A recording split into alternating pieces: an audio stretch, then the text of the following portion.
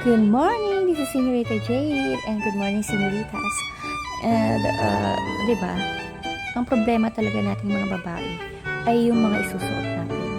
And, so hard na ang dami mo minsan. Minsan ang hirap din ng sobrang dami mong pagpipilian na choices.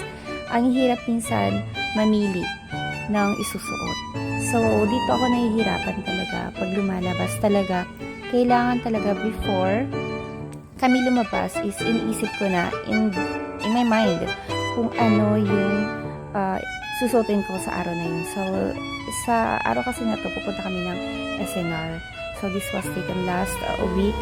Yan, pupunta kami ng, but before we went to SNR, pupunta muna kami ng SM Rosales. So, kasi may bibilin kasi kami and yun, nagtingin-tingin na rin. Yan. So, yan. Ito talaga, before talaga ako, pag may lakad talaga, I plan ahead of talaga, 1 week before kayo, iniisip ko na kung ano isusuot ko. Kasi pag on the spot ako, sobrang tagal kong mamili ng damit. Yun ang katotohanan. So, yun ang disadvantage din pag marami kang damit, marami kang choices, masyadong mahirap mamili. Yan. Actually, ngayon hirap pa rin ako mamili kasi nga yung mga ibang damit ko hindi pa siya na-unpack. So, ito, yung mga damit na kinuha ko ngayon is from the boutique. Yun, sa shop ko na lang. Kasi nga, yung mga damit ko nakabox pa. Hindi ko pa binuksan para pag nakalipat na kami ng house is, hindi ako mahirapan. Hindi na ako magbabox ulit. So, dun ko na lang siya i-unbox pag nakalipat na kami ng bahay. So,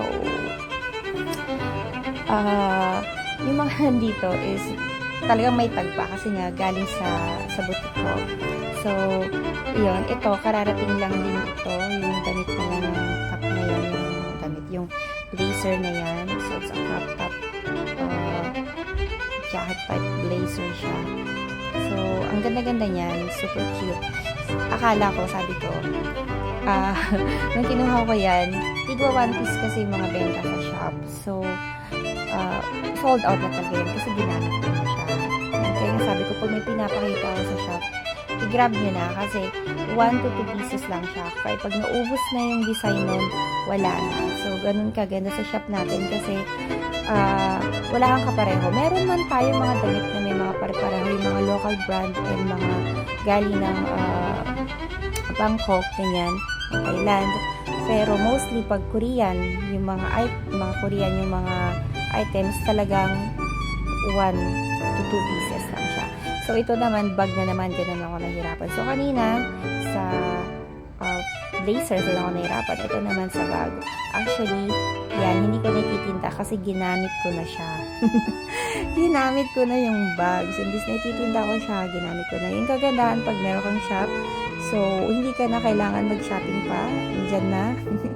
Gamitin mo na lang, mamili ka na lang. So, that's it for it, guys. So, ito yung napili kong outfit for that day. So, I'll just upload yung videos namin. Pupunta kami ng SNR. And hope you like this video. And don't forget to like and share. And also follow me in my TikTok account and in my Facebook. And in my YouTube channel. This is again Senorita J. Thank you for watching. Bye-bye! Mwah!